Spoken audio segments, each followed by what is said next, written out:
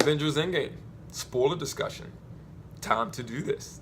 You know, I was gonna wait like a week after the movie was out, but there are so many spoiler reviews online already, and I'm like, man, I don't even have that many subscribers. Let's do this. Let's put it out. How many people are gonna watch this, right? I'm not gonna ruin anything for anybody. The stuff is already on YouTube. Clips from the film, I've seen them already. I was like, what the heck? Anyway, let's get into this. Let's talk about it. But the comment section is for anything that I overlooked, didn't speak about, and you know, if you want to know how I feel about it and everything like that. I'm trying to make this short. Don't want like a 15 long video or anything. I'm kind of constructive here. I got my notes. I'm ready to go. Now, I love this movie. I said that in my non-spoiler review. And I also said this might be my favorite movie of all time. Definitely my favorite superhero movie of all time. And look, yes, I love Superman, the original, Superman 2. I love so many of them. But I'm really hyped and stuck on this one right now. Don't know how long that's going to last. My favorite movie jumped around from Indiana Jones to Star Wars, Indiana Jones, Star Wars, and now it's like Empire Strikes Back, A New Hope. A New Hope. George Lucas with his rebranding or his editing of film, he loves to do that stuff. Ideas he had back then that he didn't do, or new ideas he has. I don't. I'm like, leave the original stuff the way it is. I like all his original stuff. I don't like any special features. I don't like Indiana Jones and Raiders of the Lost Ark. Anyway, getting off topic, back to the movie. This is my favorite. It has some of my other favorite movies. It has some elements of that in this movie. There is so much they do in this movie. It's so much that they do. And it works. The movie's 3 hours long. I looked at my watch at one point just to check, because I was like, let me see how much time we got left, because so much happened in this already. And I told my nephew, I was like, we only watched an hour and a half of this movie. He was like, that's it? The movie was flowing pretty good for me. Like, what seemed slow for some people was actually pretty good. And the reason I checked my watch, because I wanted to make sure, I'm like, please have a lot more of this movie left, and we did. And I kept getting nervous. I'm like, I hope that second hour and a half doesn't fly by really quick. And I remember checking it one more time. I don't usually check my watch and stuff, but I was just so worried about how much we had left because I didn't want to leave the theater. And I was like, we have about 35 minutes left of this movie. This is awesome. And I love this movie. It was great for me. The pacing of it was great to me. I think it blew Infinity War out the water for me. And I loved Infinity War for what it did. But one of the things about Infinity War, I wanted to see everybody take on Thanos. You know, he fought some people on Titan, some of the Avengers and Guardians. Then he took on some people down in Wakanda. That was cool, but I would like to see everybody together, and it delivers that in this. And it's not just everybody versus Thanos, but it's Thanos and his army, and it was great. It was fantastic. I love this movie. I remember the day one of my best friends showed me Infinity Gauntlet and Infinity War, because I didn't know, but I was just collecting Spider-Man comics at the time, and I wasn't even being consistent because there was so many things as a kid. And I remember he showed that to me, and I was sitting there flipping through it, and I was just like, oh my gosh, this is incredible. And I'm going to speak about that later when I talk about Bruce Banner and Hulk. Yeah, this movie was great. I loved it. It gave me everything I wanted. The action in the third act was unbelievable. They've done scenes like this before. That comic spread, it looks like, sometimes take up 2 pages. And this was the best they ever done it. I mean, you might prefer the style of Avengers 1, when it was like a long shot and the camera followed certain people for a while and you saw them do some action. Or you might prefer that big splash page action and wish that it just stays like that. It's just so much going on. I like them both. This movie was incredible. I don't know what to say, but let's get into some of my favorite moments from this movie. And this isn't going to be in order, like from beginning to end. As it comes to me, I'm just going to talk about it. I have some notes. I wasn't about to read a yellow page book full of, and this part, but Cap getting a hammer, had a feeling it was going to happen. I wasn't even sure he picked it up. My nephew, when the hammer started to raise up, he was like, oh snap, he started going off. And I was like, hold on, is Thor calling it? But usually it just flies straight off. It doesn't come straight up. So yeah, it was definitely Cap picking it up. And then the hammer hit Thanos. And then went past him back towards him, and Cap caught the hammer. I was like, and he was swinging it and hitting it and lightning strikes, and it was unbelievable. Remember when Vision picked it up in Ultron? That blew everybody away, like, oh snap, he picked up the hammer. But Cap using the hammer was crazy good. I kept thinking of Secret Empire when the Hydra Cap had the hammer, or you found out why he was able to, and it's not because he was worthy. But I was just like, this is so awesome. And it was cool because Thor was like, I knew it. It was like, at this point, he loves Cap so much, he doesn't mind if he's worthy to pick it up. But it was funny because it made me laugh. Like, did you really know it, or you just happy that Thanos got up off of you or something like that? Thanos kicked him in the face before he went to go fight Cap. But he was using that hammer, and he continued using it. He even used it at the last scene when he was traveling back through time. But yeah, we're gonna speak more about Cap right now. When they went back to the Battle of New York, and he got on that elevator, my nephew again was like, "Oh, we're gonna get another elevator fight." He said that before he even got on the elevator. When he saw everybody getting back on there, he just guessed it. But everybody was just ready for that. And I thought it was so cool that he was like, "Nah, don't worry about it. Secretary said I should take it." Hell Hydra. I was like, look at that. That was good. Another fight in the elevator would have been cool, but somebody could have said something into a radio real quick. They all would have been looking for him or whatever. That was cool. I really liked that. They were like, "Oh, he's in Hydra now? We didn't know." It was off the hook. But then he walks out, and he's like, "You got to be kidding me." And the camera shows he's staring at younger version of him from 2012, and I love that because the fight started to happen, which was amazing. My nephew was like, "Oh, wait a minute, he's not as skilled. He got way more skills now. He learned stuff over the years. That doesn't mean he ain't going to." Cap was vicious. That and at the same time, maybe he just was not trying to hurt himself or possibly end up injuring. I don't know, but it was still good. I loved the scene. I loved it a lot. But in this movie, they did so many things with so many other characters, but Cap, Tony, Widow, a lot of the core Avengers, the first Avengers from 2012 movie, really are centered in this movie. And Rhodey had a lot to do with stuff going on too. Nebula, she was in this a lot, which I enjoyed because I really like Nebula. Ever since Guardians 2, I was just like, I really like her. This movie was fantastic. But yes, Steve Rogers, man. Also at the end when he came back, and it doesn't really he should have came back in the quantum field thing. So it seems like he just lived out his life and he caught up to that moment. Maybe he just walked over and sat on a bench, or he sat on it before they sent the present day Cap back. And I don't know. We don't know what happened. Maybe the Russos explain that too. But me personally, I think he lived his life with Peggy, got married, and that's one of the moments that made me cry when he was dancing with Peggy and she started shedding a tear. That one actually got me the hardest. I don't know. It's everything about the scene. She never thought she would see him again because originally she married somebody else and she moves on with her life and everything. But it's just like, you're here. And he probably explained the story to her, what happened, and she just can't believe it. And they got to live their life together. He probably outlived her because he got the super soldier serum in him. Maybe it just, he's going to die way, way later. Remember, she just passed away during Civil War. So he's, just, 7 years after that? He lived 7 years longer than her. But I like that a lot. Passing the shield to Falcon. Falcon was Captain America for a while with the shield in the comics. It makes sense. People probably like, but Bucky was Cap first. This whole movie universe is different than the comics. No matter how close they stuck to the comics, a lot of stuff is different. Maybe in the Falcon and Winter Soldier series, Bucky will carry the shield towards the end or something, get a suit and take over. And Falcon's like, yeah, that looks better on you. Whatever. We don't know. Maybe they both be wearing like Captain America type outfits. Yeah, but let's talk about Tony real quick. We knew, I think everybody was thinking Robert Downey Jr., Tony Stark's is going to die or something's going to happen. He's going to sacrifice himself in this movie, and that's what he did. I liked everything about it. I really did. It's just one of those things where I feel like,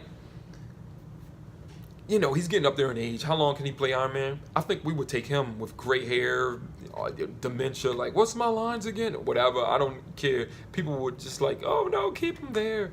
But if he doesn't want to do it, it's a lot of work. They got press junkets traveling around the world. Maybe you don't want it's a lot of things that go into this role than just putting on a good performance and loving the fan feedback. So, pass the mantle. We don't even know what is going to become of this universe.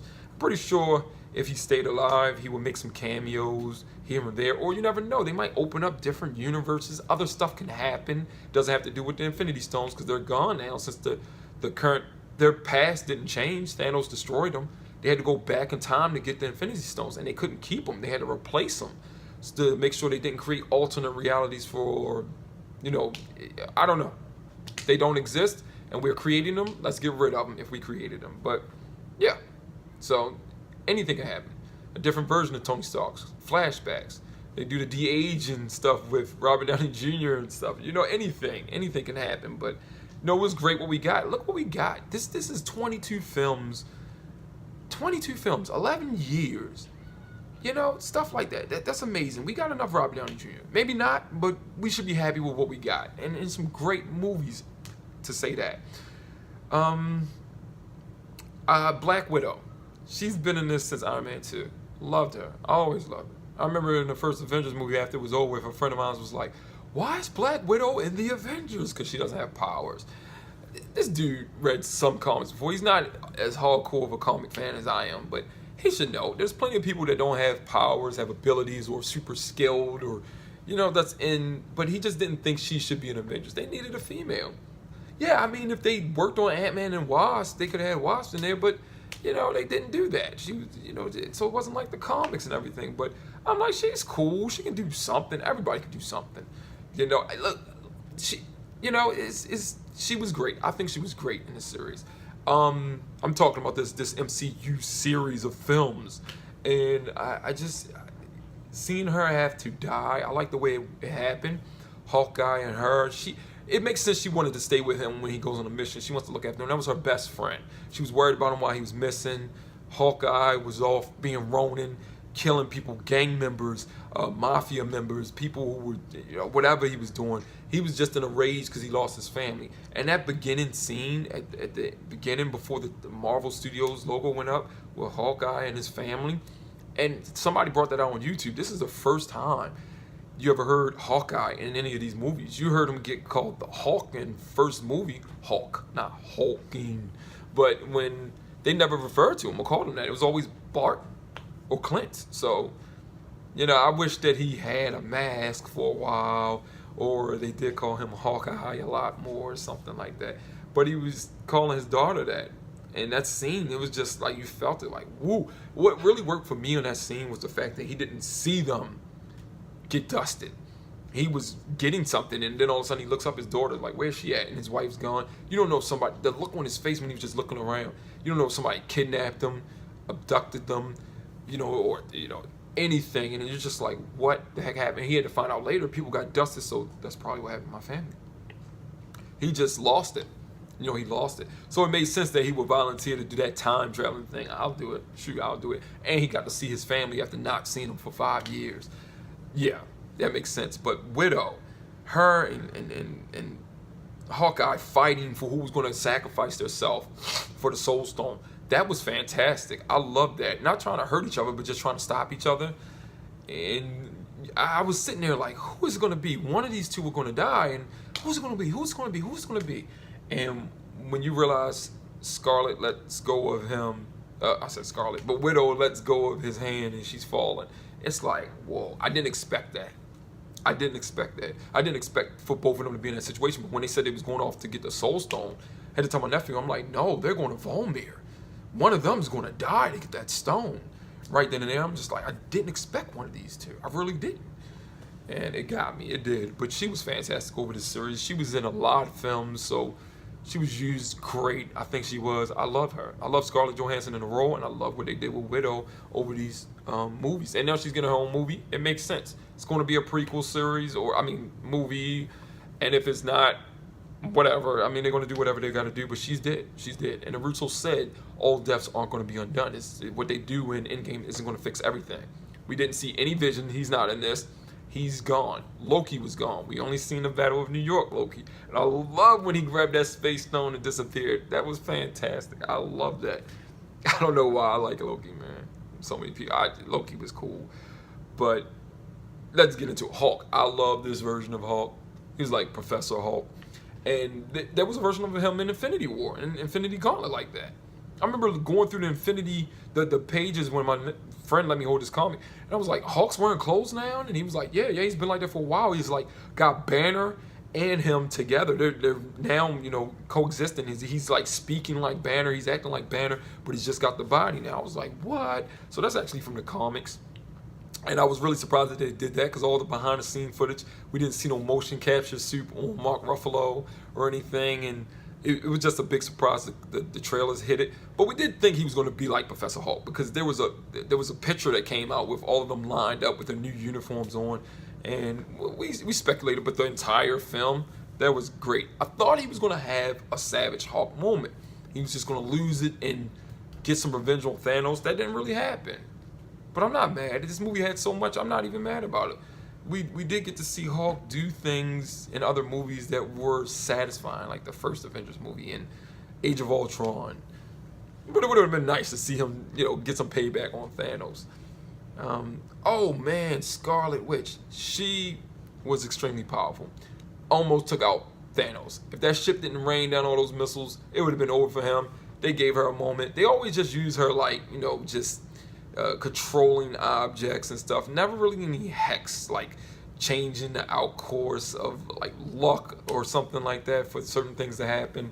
It would have been nice if, like, when somebody shoot a rocket, that it doesn't blow up, it's a dud because she used her abilities, things like that. She supposedly can warp reality around her, and at her strongest, she did the entire world. So that would have been cool if something like that would have happened. But it showed how powerful she was, because he could not break out of whatever she was doing. That was pretty cool. Captain Marvel. I liked how they used her. She was in the beginning, like the first 15, 20, 25 minutes. Then she was at the end in the last half an hour. Took on Thanos. She found Tony. Everybody was speculating that. They made it work. Because after the after credit scenes in Captain Marvel, where she's down on Earth asking what happened to Fury and stuff, she knows to go look for them. And she knows to probably look for the ship. I don't know. Rocket could have told her to find an energy source or a tracking device, or anything. I don't know. She can fly fast. She can go to galaxies really quick. She moves, so she had no problem. She was flying around looking for him, And if they had Nebula probably, I don't know, hooked up a device on the ship or something. I don't know. I do like the opening scene where Tony and Nebula are talking, and they're just playing football, the paper football game, and she just was so competitive because she grew up like that. And she was like, I would like to try again, and I love that. I love seeing Nebula with certain people. For a while, she was with Tony, and they were working on a ship, and it was showing that she's good at working on, she's mechanical. And then she was with Rhodey, and they went to get the Power Stone before Peter Quill got it. That stuff was great. I loved all of that. It was just so cool seeing Rhodey and her talk about being mutilated and parts of their bodies messed up. And he's like, we got to make the best with what we got. Uplifting her spirits. It was just cool. I love Nebula. I love how they use her. I like her more and more every film that she's in. And I can't wait. I hope she's in Guardians 3. I can't wait to see some more of Nebula. Hawkeye. I liked him as Ronin because it was just showing that he went through a phase. I really don't care for Ronin. I'm an archery nerd, so I love archery and stuff. So I'm into stuff like that. So I like him as Hawkeye. And he's great in the comics. I had to learn that later on when I became an adult. When I was young, I didn't care about him. Although I like archery, I like bow and arrows and stuff. I didn't care about Green Arrow either. And as I got older, I started to get into them. I was like, I like these guys. And I read some old issues of Avengers, a lot of them. And I read some, Hawkeye's a wonderful character. He really is. He had powers at one time. He was like the new Goliath at one time and stuff like so. I like him. And I think I'm pleased with what they did with him in all these films. I am. Even the first Avengers, I remember he was being used by Loki. He was showcasing his skill and his ability, why he's in S.H.I.E.L.D. He was good, man. And then when he came back around at the end of he was having fun. He was skillful. He was a help to everybody. He was calling out what's happening where. He's the one who knocked Loki off of that glider thing. Like when he caught the arrow and it blew up and stuff. Hawkeye was very effective. So I do like how they use him in most of this series. I really do. Ant-Man was being Ant-Man. I love Paul Rudd in this role. It's funny that a rat stepped on the controls, and that's how he came out the quantum realm. I'm like, really? That's how it happened? When I was looking at it, I was like, that's how it happens? It was an accident. He just stepped on it. But I mean, I accept it because it's a comic book movie. It's a movie in general. It's fiction. Things happen that can't really happen, but we want everything to make sense and seem so realistic. No, I'll take that. I'll take that. You know, a rat saved everybody. The entire world is. I love that though. I kind of like that when you think about it. Like the whole movie, nobody would have been saved. None of this if that rat didn't just crawl over the controls. You know, I don't know how else they would have done it. They could have had somebody do something like somebody stole the truck, was messing with the equipment. That could have worked, but I think that's what we would have expected to happen. Like Louise could have found the truck, and like that's my truck or something, and you know he would have messed with it. Like, man, all this equipment, I think I could, you know, something like that happened. But they decided to do something people wouldn't expect. I guess that's what I think. That's what I really think they did. Like, just have a rat run over the controls and he comes out. You know. But I love the Ant-Man in this. Like when he was big, he punched one of those, I think it's called Leviathan dragons, the Chitauri things from flying. When he was giant size in battle, like boom. I love stuff like that. I love that. I love this. I love this movie. Who else can I talk about? Thor. This was funny because honestly, Thor being fat really surprised me. I was like, is he gonna stay like this the whole film? Nah, when he get his hammer before the final battle, he'll probably get his suit and electricity or reshape his body. They did not do that. It just braided his beard hair, changed his hair a little bit. He stayed fat and chubby, but he was still fighting and doing his thing, and I like that. Because Asgardians are going to be powerful. They're still so strong and everything like that. I love that. I kind of liked it.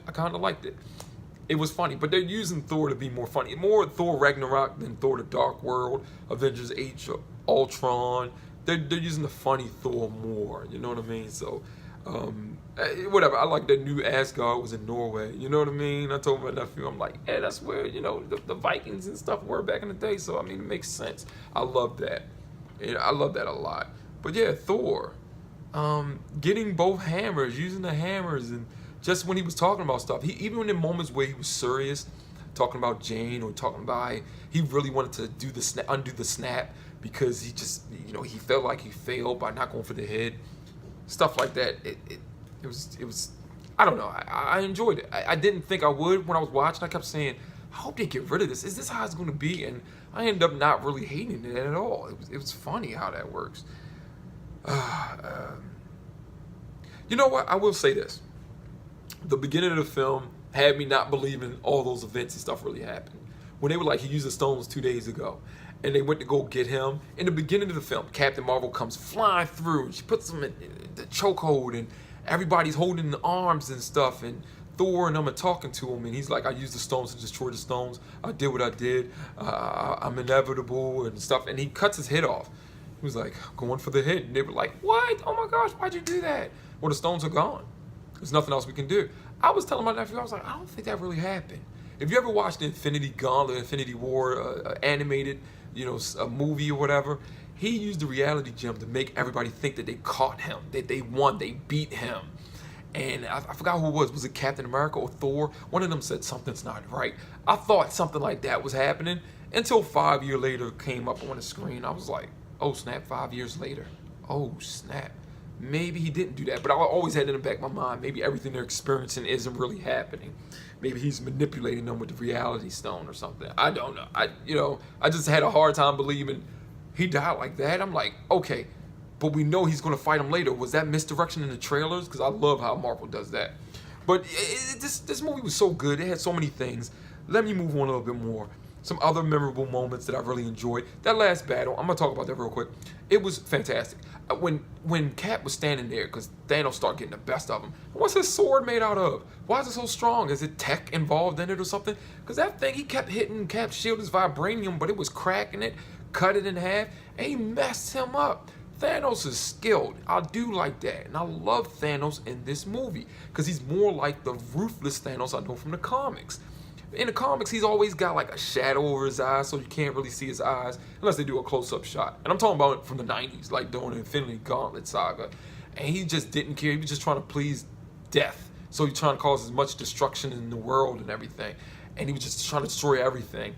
and he just had he wasn't as cool as Josh Brolin made him in Infinity War, but this one was more ruthless. I loved how he found out about the time traveling happening, how they're trying to correct stuff, and he realized I was successful. I was going to be successful. Okay, it's time to really, one up them. They don't know that I know. They know I was successful or something like that. You know what I mean? I get that from friends. But anyway, yeah. So I love this Thanos. He told Nebula to go find the stones when it came to the present. And she was like, what are you going to do? He was like, nothing. I'm just going to wait. And he was fighting him. He was so cocky. He's fighting Thor, Iron Man with the best version of suit he's ever had, and Captain America. And he was just taking him on. Thor's reaching for Stormbreaker. He's grabbing it midway, and he's about to hit him with it and stuff. He's worthy. Does worthy just mean you have to be extraordinary accomplished or something? I don't know what that means, but he grabbed it. Usually the thing falls to the ground. He's just super powerful, but not just power. He was displaying his strength, but skill. But when Cap and him was fighting, and Cap stood up, then all of a sudden you hear somebody say, "Cap, Cap, can you hear me?"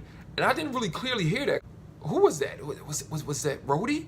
Was that Scott? It didn't sound like Scott. It sounded like Rhodey. And my nephew was like, "That was Sam. That was Sam." I was like, "Was Sam?" And then he says, "Cap, on your left." I was so pumped.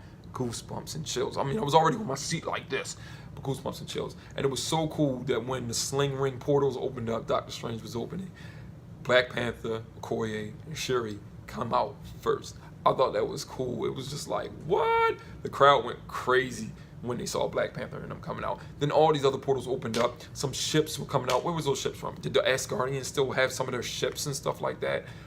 I don't know. But it was crazy. And everybody just starts coming out, and everybody just ready for fighting.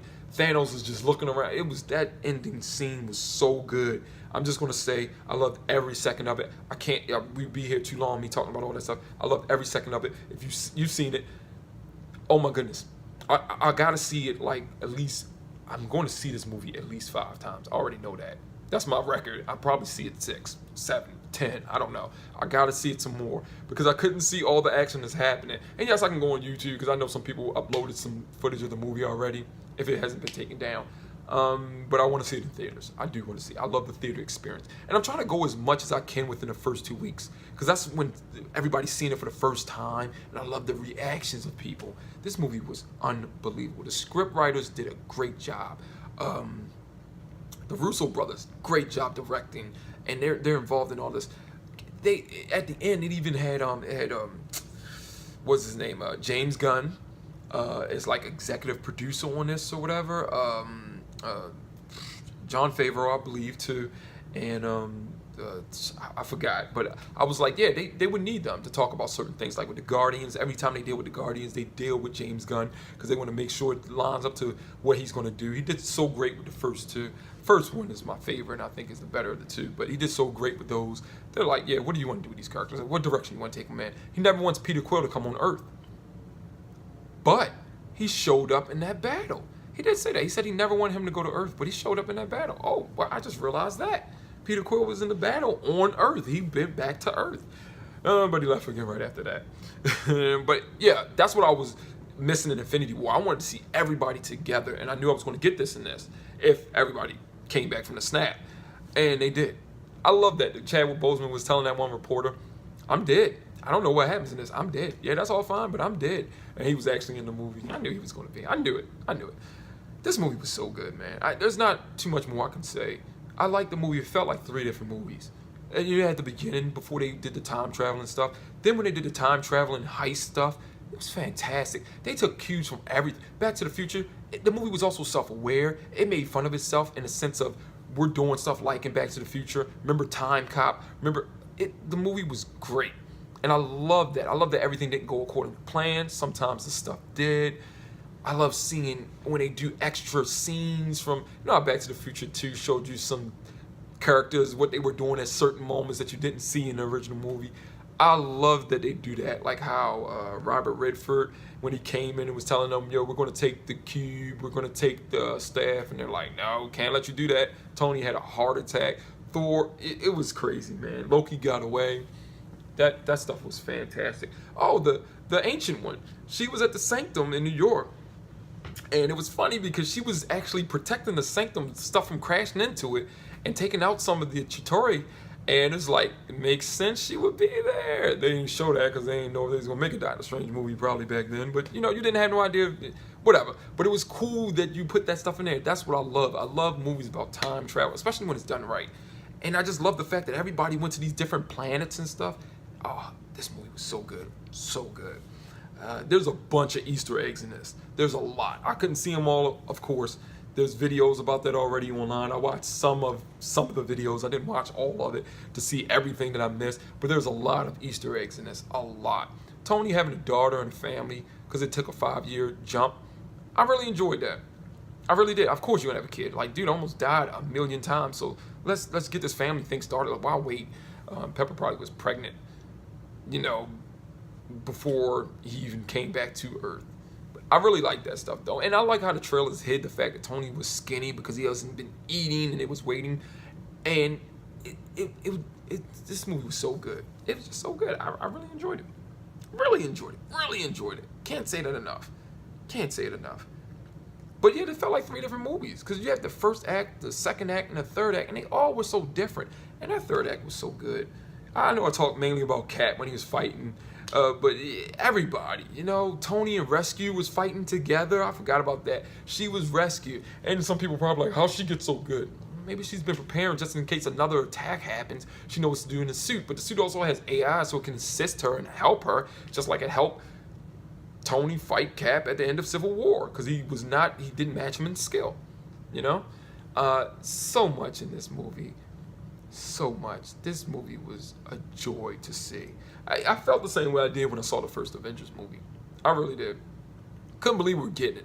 I remember when they showed that little trailer at the end of Captain America, the first Avenger, and it was of the Avengers. I was so pumped. And I remember sitting in the movie theater. I went to go see the first Avengers movie by myself, and I was just blown away at everything that was happening. I couldn't believe what I was seeing.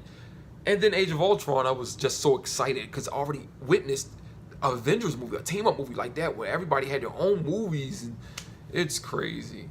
So then Civil War, it was just cool because they introduced Spider-Man, Black Panther, and they had this confrontation between everybody and what it means for the series going forward. And by the time Infinity War came around, it was just like, yes, we got Guardians of the Galaxy finally meeting some of the Avengers, and then other characters and meeting each other for the first time. It was a delight. Thor meeting Black Panther and everybody, Hulk coming back, Banner, really, all that. Thanos, we finally getting Thanos doing something. Loki, it was crazy good. So by the time we got to this, I was just ready to see what happens in this movie. But that end scene was the ultimate fight, team up, superhero, whatever. Yes, for right now, this is my favorite movie of all time. If anything beats this, it's probably gonna be a Star Wars movie. But this is my favorite movie of all time. And I don't know how they're going to top this. For what we got, you can keep making good movies in this universe with new characters or whatever, but I don't know how they're going to top a team-up movie. You probably got to go intergalactic. There's other stuff they can do. I think I felt like that when I first read Infinity Gauntlet and Infinity War. Like, how are they going to top this? And they did some stuff. Age of Ultron, Onslaught, you know what I mean? Not Age of Ultron, but I meant Age of Apocalypse and Onslaught, the series of comics and stuff. Secret Wars, the most recent one. But I actually like the original from the early 80s. Secret Wars, way better. It blows almost, it's fantastic. But there's some things they can do. They can do. And we're going to see something like that in battle scene again. But we already got something like that. So we're just going to be excited to see it. I don't know, man. It probably still is hard to top this. All in all, I'm ended there. I've been talking almost a half an hour or longer. And this movie was great. I don't know if I'm going to chop this thing up or whatever, but I love the movie. It was just some things in there I really admired and loved. Anyway, that's it. That's my review, spoiler review. I just love so much about it. I did this by myself. I was going to have friends and my nephew with me. I should have done something like that. I should have really done something like that. I think those videos would be fun, hearing us talk and discuss it. And sometimes it's better than watching just one person talk about what they like. Yeah, that's it. So like the video if you like the video. This has been a tremendous ride these last 11 years, all these movies. I have so many memories with these movies. My nephew was 10 years old when the first Iron Man came out. He was 10, and now he's 21 years old. And it's different for a person like me who is like, I'm 35 and I've started these movies 10 years ago.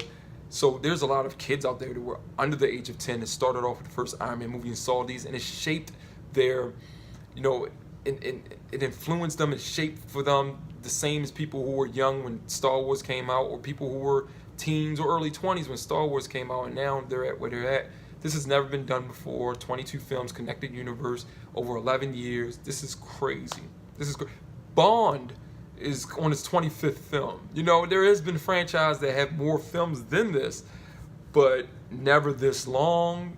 I mean, well, never this short period of time. You know what I mean? So, it's crazy. Oh, I do want to say one more thing. Spider-Man, Far From Home. There was a trailer and they didn't show the date on his passport. We now know why. It's 5 years later. So we were sitting there, and me and my nephew was like, that means Ned got dusted then. Anybody who's still the same age as Peter must have been dusted. They must have, that's how they fixed that. And it is convenient, because it's got to be Ned, it's got to be MJ, her name's MJ, it's got to be Flash, any other characters that are the same age as him when they go on this trip or go back to school. They had to go back to school. All these people have to enroll. They undusted half of the population in the universe. So there's a lot of people who's been gone for 5 years that are still the same age when they come back. That's going to be kind of weird, isn't it? But yeah, that's what makes sense. So Ned and them must have been dusted too.